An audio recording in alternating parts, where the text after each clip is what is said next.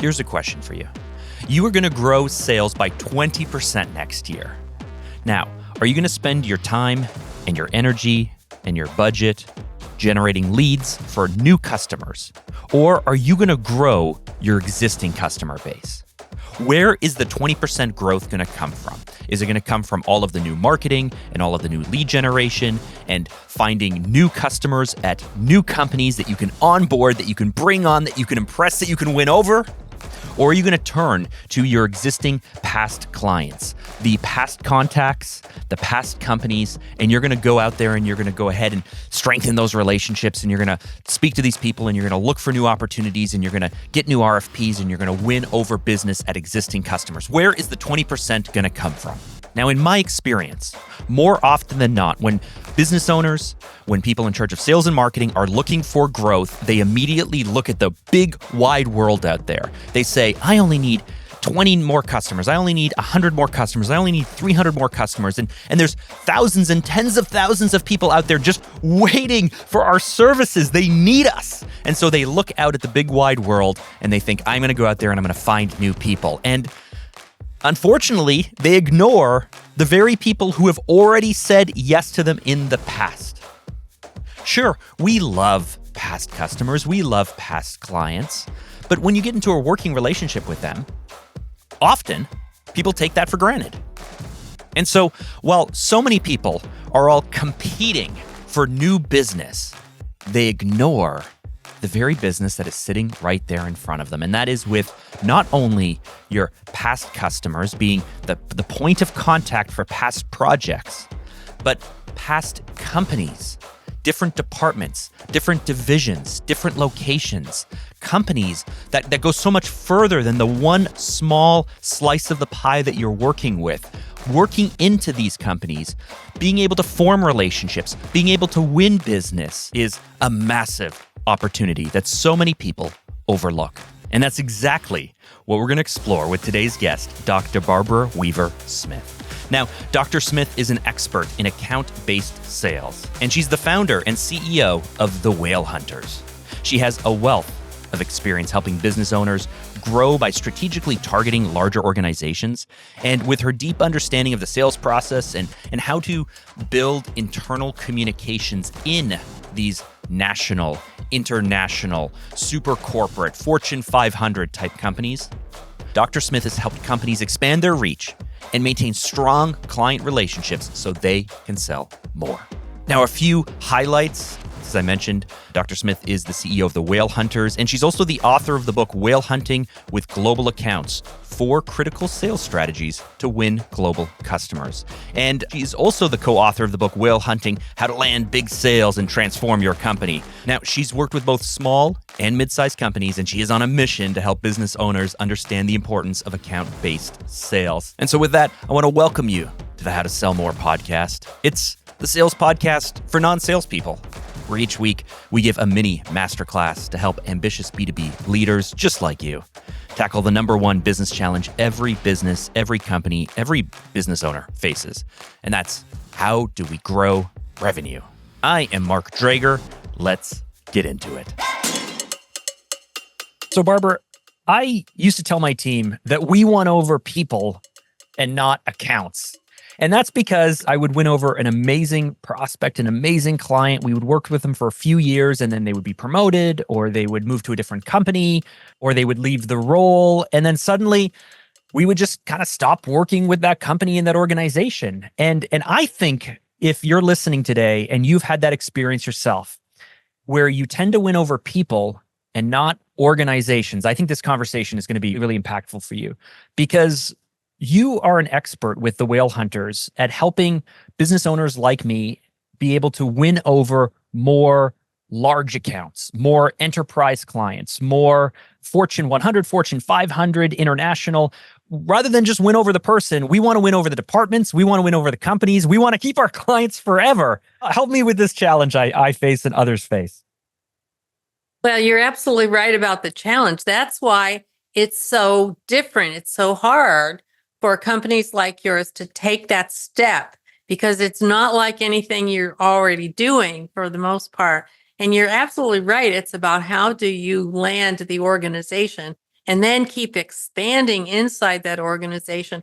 I think small business owners leave millions of dollars on the table when they do get a hold of a bigger company because they settle for that piece of it that one person or that one little group is responsible for, instead of using that opportunity to grow it throughout the whole company. So one thing that I always recommend people do as a smaller or mid-sized company is to make that sale as a team, not just send one Lone Ranger in, but send people who match up with all the people who are going to be the influencers of that deal. So when you get into bigger companies, they have more buyers. They have a group of people that are going to influence the sale.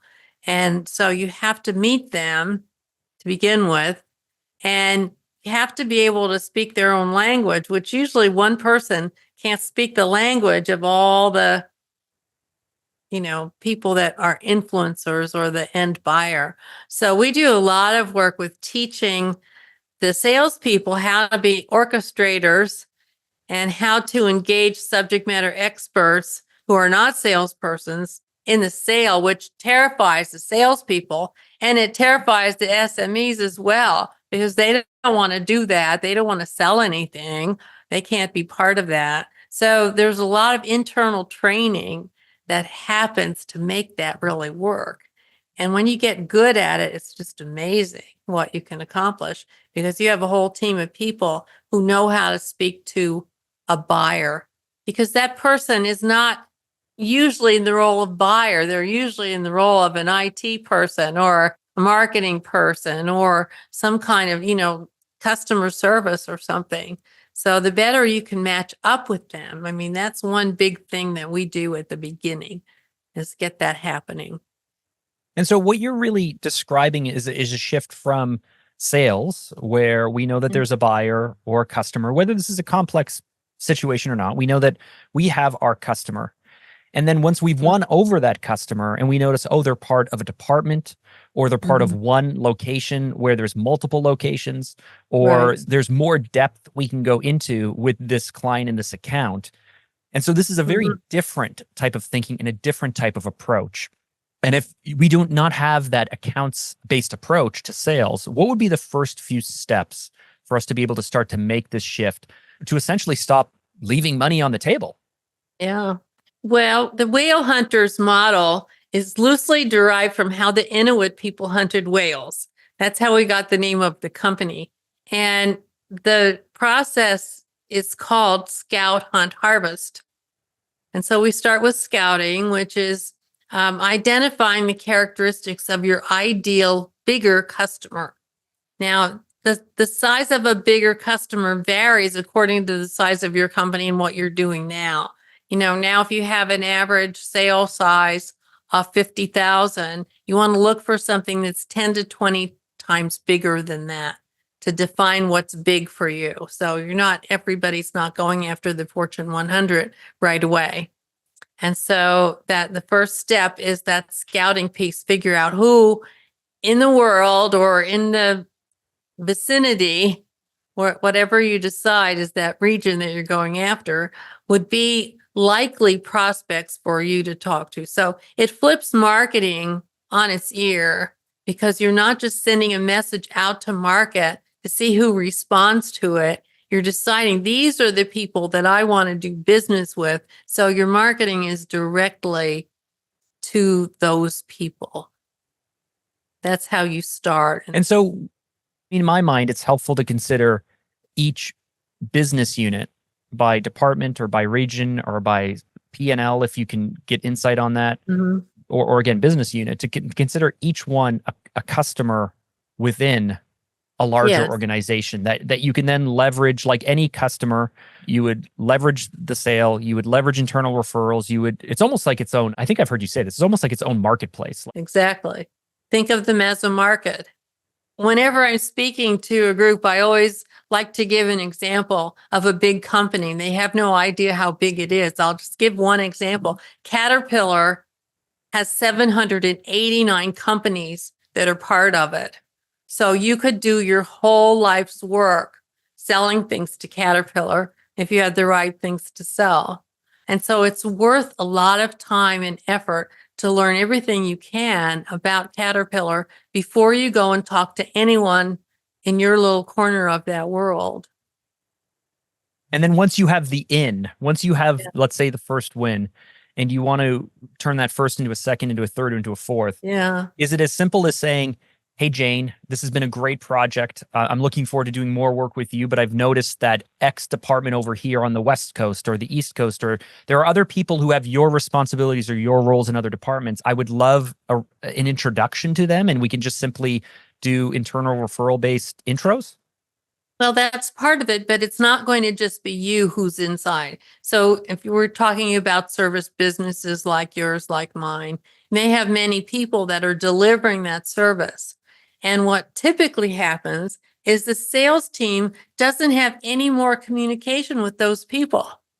Salespeople are working on something new. These people are all in that company, getting to know lots of people, delivering good work. So the first thing is to make sure that the salespeople and the delivery people are always connected. So that learning becomes company learning, not just learning by the individuals. So that's a huge piece of it.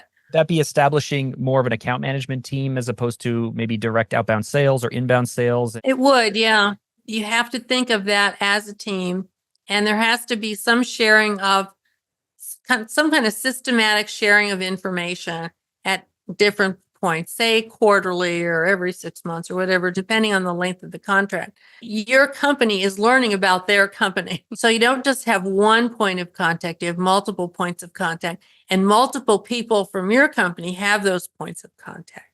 And then when it's time for sales to come back in and lead that next sale, these are the resource people that need to be involved in that decision making.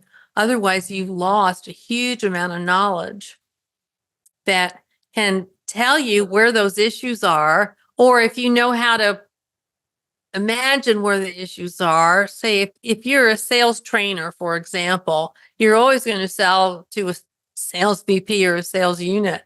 So the people that you're working with, some of them are going to know other people. So you do it all systematically. That's the biggest thing. Make it a system, not just a lone salesperson going in and the delivery people are no longer a part of it. But is the real trick the real trick is to sit down on some kind of cadence, whether that's monthly or quarterly, Right. and look at the entire account, look at the entire organization, and strategically pick, select, plan for ways that you could move deeper into the organization. So Exactly. those who are our current clients, how do we sell them to them more often? How do we increase our average deal Right. value? How do we get more deeper the business unit we're part of? But then how do we actively go after the other units as well? So this is no longer a passive approach. This is very targeted, is it not? It's very targeted, absolutely. So we have a system that we teach to companies for exactly how to do that. When you're ready to sell your next thing into that company, we call it search for ambergris, because ambergris is a substance that whales secrete.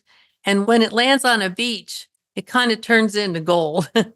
And it's fragrant. And so it's been used in perfumes, and it's not even legal to have it in the US anymore, but other places in the world, it's the most valuable substance in the world. So that's what we're looking for inside that whale, is where's the ambergris in the whale?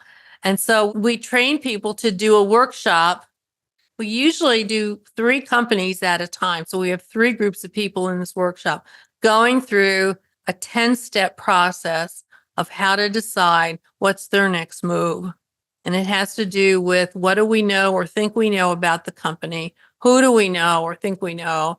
What do they think about us? Things like that. And then what are the possibilities of what we sell down one side of the paper and across the top? What are the buying groups that either we know or we don't know yet? And then we kind of figure out how much of that buying group's buy do we have already? And most of it, we don't have any. And then we strategically really calculate what's the next best move. And we make that calculation based on 2 numbers. from 1 to 10. From 1 to 10, how hard is it going to be for us to do this? 1 being easy and 10 being hard. And the other spectrum is how much value would it bring to the customer? So is this like a 5-point value or a 10-point value? And then you get kind of a little number that suggests which are the most likely places for you to go next. So we do it all really systematically so that you have a process that you do over and over. Like maybe when you do your strategic plan every year, you do that with your big accounts. Or you can do it on a different kind of cadence, but cadence is the word. You have a plan.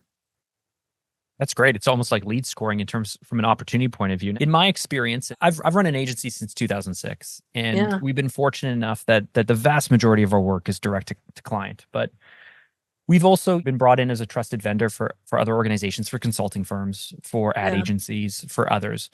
And one thing I've noticed, the more the account is worth, the trickier everything becomes.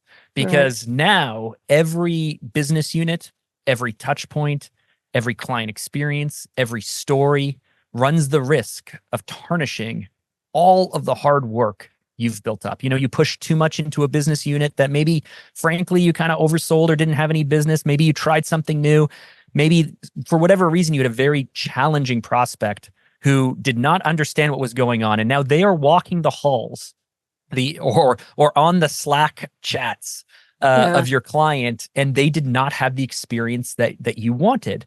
And it makes everyone afraid and cautious and conservative, and they stop focusing on value.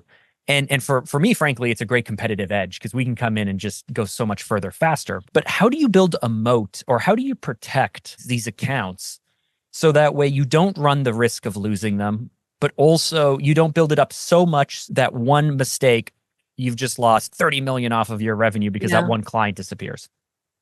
Well, one way is to not think of having a single account manager, which usually we do. We have an account manager who's supposed to manage the account and sell the new business. And if they manage the account really well, they don't have time to sell the new business. So I think always you should have an account manager who's only responsible for doing what you've promised to do and keeping track of doing that, keeping track of all. I mean, they spend their time putting out fires in many businesses, especially if it's a software business. I'm sure that's probably true in agency businesses. We've worked with a lot of agencies. That's one of our biggest type of clients. So I always recommend that you separate out the delivery process from the new sale process, which means you have to have complete transparency and communication all the time between the sales team and the delivery team. Because you're right, the quality of that delivery and the more people that are engaged in it, the more possibility you have for mistakes or misinterpretations or whatever. What I have found in most companies, the account executive is very frazzled with putting out fires, managing the scope, exceeding the scope, making sure that the client gets everything they want and everything we promised and more. And they don't have the time, they don't typically have the mindset of where's our next work coming from. I don't think typically the same person, unless you're the CEO and that's what you do, you're usually not the right person to do both of those roles.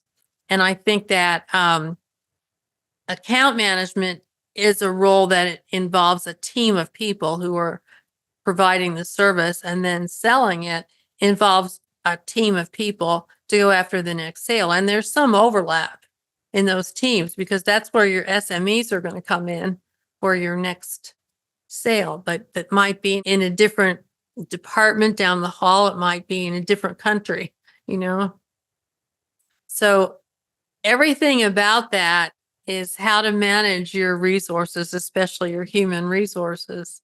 I don't know if you know the second book I wrote, which is Whale Hunting with Global Accounts. And that's for somebody that's already, they're still small.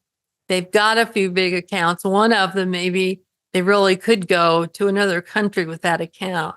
And so how do you just think your way through that? I think you've really hit on a great point. When we separate those who are responsible from selling from those who are responsible from delivering, sales Mm-hmm. goes up.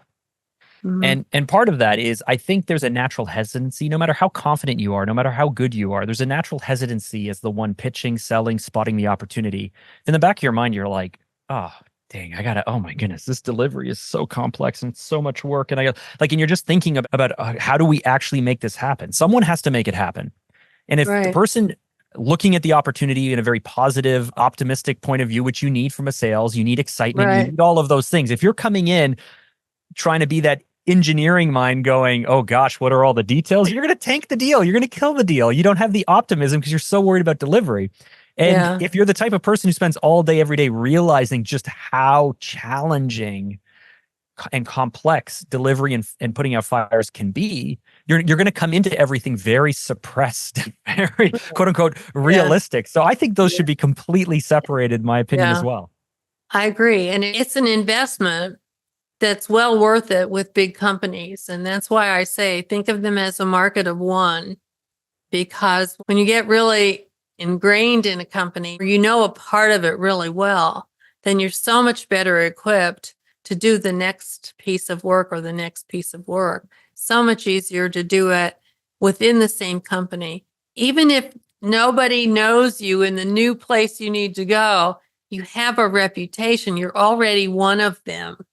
That's the way you need to present yourself. We're already part of you. We're already here. We may be over here, but we're already part of this organization. And so we know enough. We don't know everything we need to know, but we know enough to get this off the ground with you. And it also helps cover some of the expenses of the challenging legal work of filling in through the the MSAs and becoming a preferred vendor of choice, or whatever hoops it is you must jump through to become a Yeah, preferred vendor. Being able to have that status, making purchasing easy, have everything set up on the finance side. The more you can do with an organization, the more as you mentioned, the reputation, the trust that you've already passed. right. Someone else in the organization has vetted you. Here you are to help, and Exactly. it does come with a little bit more trust. Yeah. Well, and whenever you're smaller than the company you're going after, if you're smaller by some degree that matters, those buyers are afraid you'll screw it up. They're making a buying decision primarily not looking for the best thing that can solve their problem, but something that will work that they're not afraid of.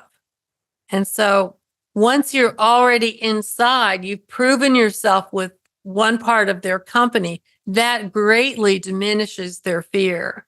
And also, if somebody else in their company chose you, if they chose you, they won't get blamed for making a big mistake on somebody unknown.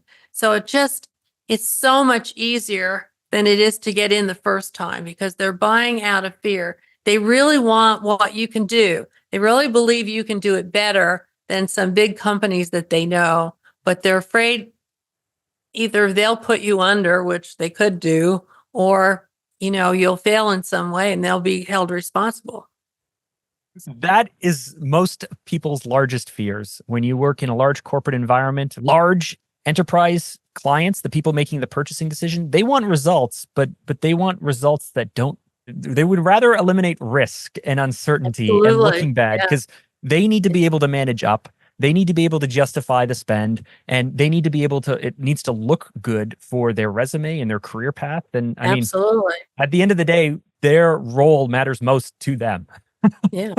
And if they make a mistake in a big sale, they're very vulnerable. They could lose their job. They They could could. lose their job, but it could tank their career within a small industry as Exactly. well. Yeah, I mean, exactly. word gets out and they And could spend 10, 15, 20 years building a career and it could be gone in the matter of a few sideways projects. so one of the things we do with our clients is we call it whale fears and fear busters.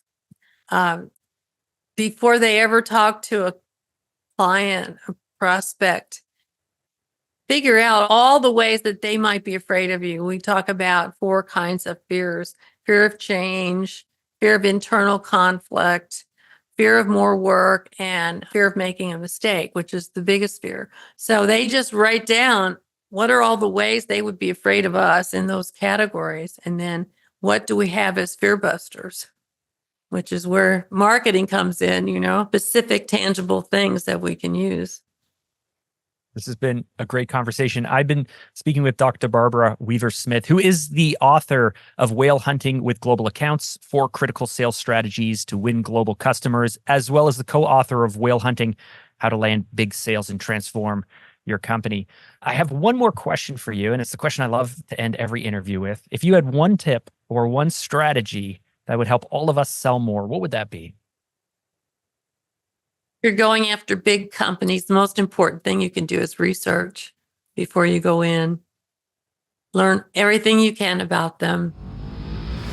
That was Dr. Barbara Weaver-Smith. Now, to wrap up, I'm going to share my 3 biggest takeaways from this talk. Key learning number 1, we have to shift our approach from individual sales to organizational sales. So that means taking a bit more of a team-based approach. Like, we have to understand that it's not only about winning over the person, but it's about winning over the person and the decision makers and the wider team and the department and the division and the location. Because, I mean, as as Barbara mentioned, Caterpillar, how many divisions does it have? There, you could spend all day, every day, for the next number of years just growing a business off of that one customer if you could help out all of those different divisions and subcategories. The opportunity really is massive to be able to learn how to do this account-based sales and implement it in your business. Now that brings me to key point number 2, and this only happens when you spend time and you spend a lot of care and thought on research and scouting.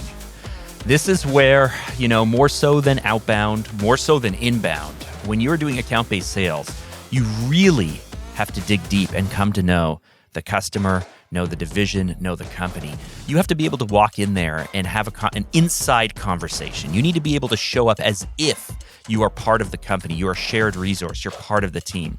I think back to when I used to work a lot with large corporate clients, and they would have shared divisions. There would be the global marketing division, there would be the HR division, there would be legal, there would be regulatory, all of these shared divisions, shareholder relations. And so all of the little subcategories or all of the little divisions in the company would all turn to this internal shared resource as the go-to for any kind of specialized service that required kind of a global view, a global strategy, or frankly, where the division just didn't have the budget or the capabilities of running that within their small little division. And when you spend enough time working with a client, doing account-based sales, you can almost become one of these shared resources. You can come to know the products, the services, the competitors, the industry, the market, the pricing. You can come to know so much about how their business works that when Jim at this other location or other division that you have never spoken to rings you up, or you get a one-on-one with them and you show up, you are speaking the same language. It is as if head office sent you out just to help consult or service or sell to or whatever it is that you're doing. It's almost as if head office sent you out there to make their lives easier. But that only comes when you do your research, when you do your scouting, when you spend the time really digging deep into the company structure, the organization, and the client company that you're working with. And of course, this brings me to point number 3. If you have done all of this work and you have set it up and you know what you're talking about, you just got to overcome your fear. You just got to build trust with these people. Imagine Jim again at this location. You're heading out, you're speaking to Jim in Calgary because you've never worked with people out west before. And suddenly you show up and right away, when they understand that you understand what you're talking about, that you know everything that you need to know, that you're going to show up and take care of everything for them, their level of fear will drop, their level of trust will increase, and then they will turn to you again as if head office sent you out to solve their problems for them. And so there you have it. Those were my 3 biggest takeaways from this talk, but I'm curious, what were yours? Did anything challenge your perspective? Did anything jump out? Any golden nuggets there? Let's dive deeper into this over on LinkedIn, where I share most of my insights, and I like to spark conversation over there. I am Mark Drager. You can find my contact details in the episode show notes. Now, while you're over on LinkedIn, you've got to follow Dr. Barbara Weaver-Smith for more practical and really actionable tips, tricks, content. She is great. You can also learn more about her and her books over at thewhalehunters.com. Now, one last thing. If you've made it this far into the show, you really should subscribe. And now, why would that be? You're obviously a B2B leader. You're obviously a business owner. You're obviously looking to grow sales within your company. And so if that isn't enough, then here is one more thing. Every week, I work to share actionable strategies and tips, just like what Dr. Barbara Weaver-Smith shared with us today, to help us become better marketers, become better salespeople, become better business operators, become better business owners. But at the end of the day, we are all here to figure out how to sell more. And if that's important to you, again, I really think you should subscribe. Either way, I am Mark Drager, and I will catch you in the next episode.